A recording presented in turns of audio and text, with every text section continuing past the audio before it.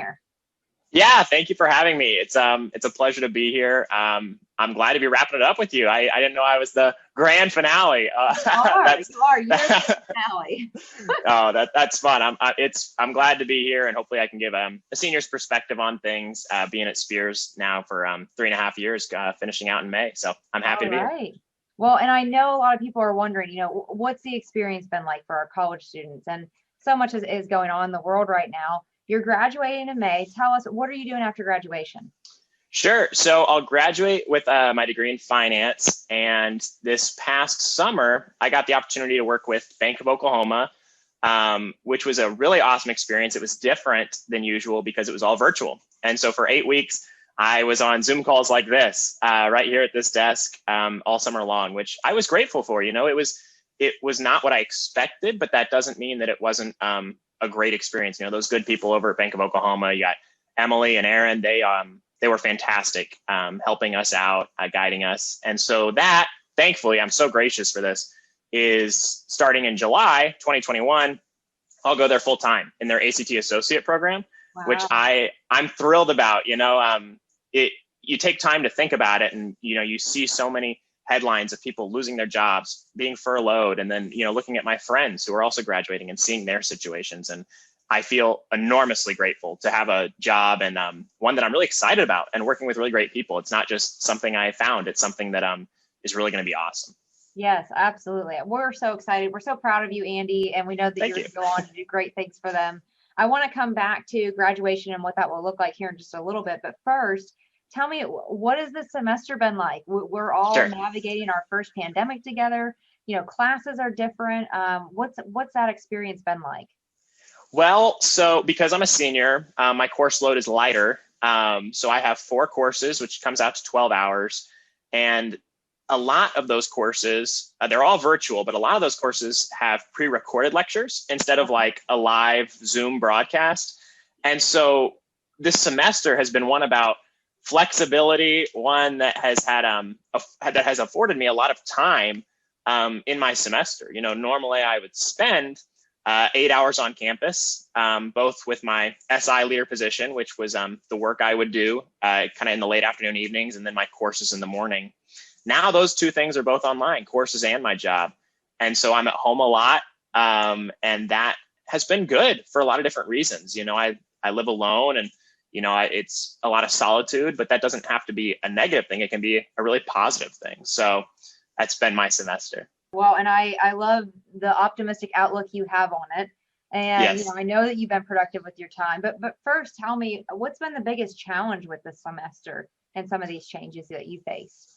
With the pandemic, I found that you have to be extra intentional to develop, as a student, especially as a senior. It'd be very easy to coast, to May, to the finish line. Yes. And I didn't want to do that. And so you realize that even if there's a pandemic or not, there's some responsibility on my part to go and pursue other education, whether that's listening to a podcast. I like Planet Money. I like the Wall Street Journal's podcast, or, looking up at YouTube videos and still going to all those classes. Reading books has been huge for me this semester, and really trying to expand the resources that I have, because that's going to be how, that way I don't coast, because it'd be very easy just to sleep until noon every day and log on to class if I need to, and then turn in the bare minimum work. And I don't want to do that. Well, and I feel like a lot of us, are going to look back, hopefully in the near future, that this doesn't go on too much longer, but we'll look back and think, was I as productive as I could have been? Was I able to check in on other people and help other people still? And so it sounds like, you've been doing a lot of that. I know some of us really struggle. Personally, I'm an extrovert, and I need human interaction. And so that can sometimes be a challenge. What's that been like for you? Do you consider yourself to be an extrovert? And are you getting enough connection that you need? Sure. So that's a great question. I think a lot of the time, living alone this semester, the big thing for me is I've had a lot of time to think, and when you're busy and you're on campus a lot working and doing courses and worrying about homework and tests, you don't really get the time to settle and think. And so this semester, I have got to settle and think. And that's one of those things I've thought a lot about. And what I will say is, I think I can be a good introvert, being alone, filling up my tank. But then when I get in social situations, few and far between this semester, I realize that I talk too much and I start to rant and I run myself out of breath. And I'm like, wow, I must have needed that. And I definitely think if the measure between an extrovert and introvert is where you get your energy from, I think I'm technically an extrovert. I'm sorry, technically an extrovert, because I'm in those social situations and I just feel fired up. It's kind of ridiculous. We run into that because our kids are home from school and our son is very much an extrovert. And so he's used to talking to his friends all day. And he doesn't get that. Yeah. So we come home from work and we've been talking on Zoom all day and they just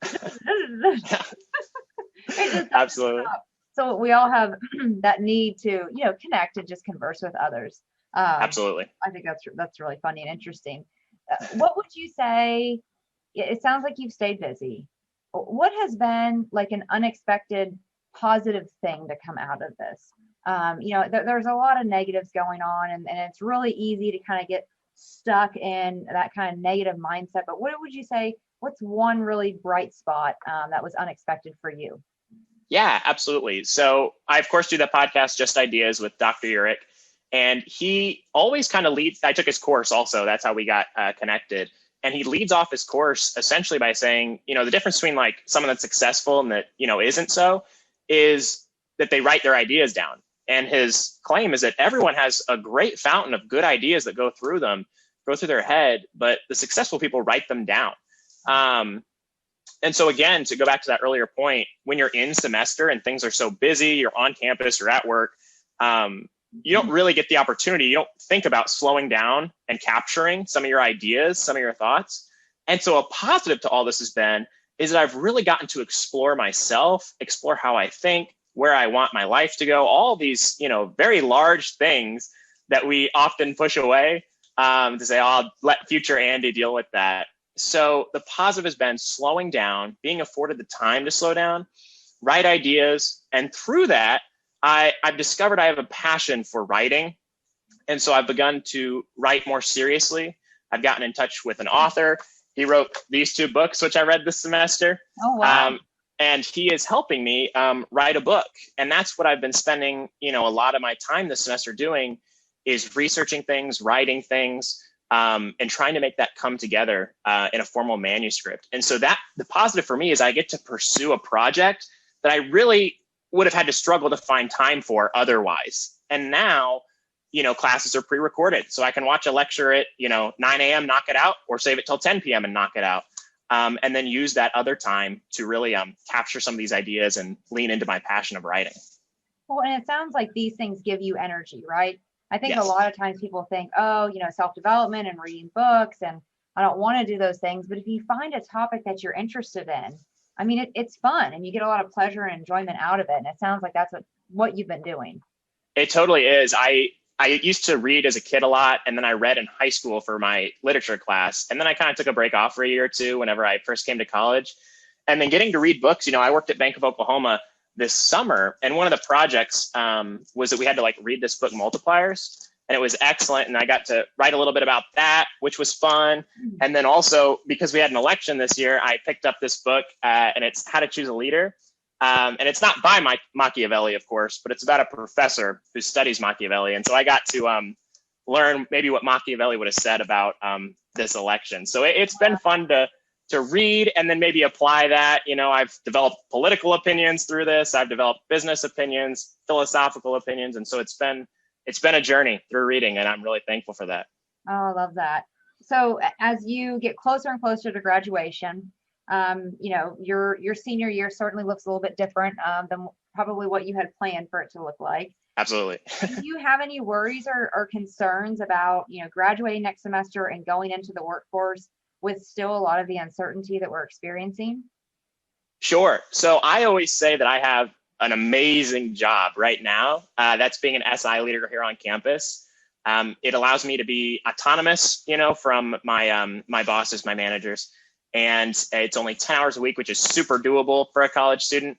And I'm really appreciative of that. But because it's, I'm autonomous and it's all online and it's only 10 hours, it's not exactly representative of what I'll be thrown into come July, right? And so the things that I am kind of worried about or trying to be mindful about really is it's top to bottom going to be a shift. You know, right now I don't have, my morning commute is my bedroom's next door. I, wake up, and then I have a Jack and Jill bathroom. So wake up, move to the Jack and Jill bathroom, shower, brush teeth, and then move into the office. It's a pretty short commute. But, top to bottom. So my commute's going to be different. I'll have to deal with the stress of traffic, which I don't have right now. And then the work will be longer, more intense. There'll be pressure. I'll be less autonomous. People will be checking in on me daily. And so really, I'm not I think I'll have the tenacity to be able to tackle that, but it's going to be a shift. And I think I have to be comfortable with being uncomfortable at first. I definitely think that's going to be paramount for me as I make that transition to be like, this is kind of hard. This is kind of weird, but it's going to work out, and having a positive mindset through that is going to be huge. So I'm pumped for it. Absolutely. And anytime, our routine is disrupted, right? And our routines are disrupted all the time. We're in the office or we're going to school, and then, we're going into quarantine for whatever reason. And anytime, our routine it's a lot of stress on the body. So be mindful of that. When you do that transition, give yourself some grace as you go through it. And I know you'll enjoy it. You may be exhausted at first, but that will be short-lived. I'd like to wrap up, Andy. We still have a lot of students, so we are recording this at the start of December. We're going into winter break. We're starting a little bit later in January in the spring. And we have a lot of seniors that still haven't found that right opportunity after graduation. There's probably a lot of anxiety about what the market's going to look like. What advice would you have for them on things that they can be doing or things that they should be focused on to really help ensure that after graduation, they're headed on a successful journey just like yourself?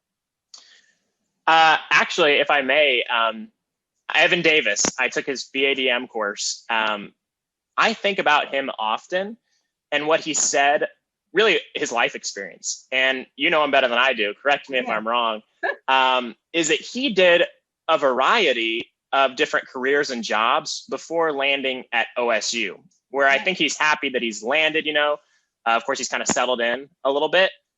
And so I always think about that because I think the problem with a certain narrative in our American culture is that you go to school, you get your grades in college, internship, job, work there until your midlife crisis, and then good luck, right? Buy a motorcycle maybe. And I look to Evan, Mr. Davis, as an inspiration because it's okay to not have your career immediately after college. Yeah. There's going to be shifting, and I would presume that Evan's pretty happy, right now, and that's in his happy. Yeah, you better hope so. And his happiness does not derive from his career, and that's the problem with another narrative is that you have your job and you have your money now and your salary, and that's what feeds into your happiness. And clearly, and you're shaking your head, yes, that's not what it is, and that may seem like you get the job, you get the money, and you're happy now, and you're good. It's time to figure it out. And so what I guess I would implore people to do is just be comfortable with being uncomfortable. And maybe it's not this season for you, to have it all locked down. But that doesn't mean that you can't go and, work in a restaurant for 2 years, be a server for 2 years, go get your master's. It doesn't really matter. Just so long as you're mindful of the fact that you're working towards something greater and that your happiness will never come from the job you do or the degree you earn, but from a lot of other things, and I would encourage people to be comfortable in being uncomfortable as you venture off into the new world, but take it with a grain of salt because I haven't done it yet. No, I think it's great. It's great feedback and great advice. And, I can tell you that I've never felt like I've worked a day in my life because I've gotten really interested and passionate about the things that I'm doing. Some of it was not fun work. Looking back, I'm like, gosh, how did I enjoy that job? But I'll wrap up with a tip, and it goes along with what you're saying and Evan's story and some of the jobs that he did. He worked for Nintendo in Seattle for a little bit and all different types of things. But Joe Eastin, he says, just start somewhere. Just start somewhere. And it's going to lead to connections and mentorships and opportunities that you never thought were possible. Just start somewhere. And so I think that's great advice. And I know all of our Sphere students are going to be successful, and we're here to support every single one of you along the way. And Andy, if you have that midlife crisis, maybe, early, feel free to give me a call. I'm happy to help anything I can do. I will. I will. Thanks, Abby. Wonderful. Well, thank you so much for your time, Andy. It's great to connect with you. I'm so excited about, what these next several months are going to be looking like for you. So please keep us posted and enjoy your holiday break. I appreciate it. Appreciate it. And likewise to you. All right. Thanks, Andy. Bye-bye. Okay. Bye.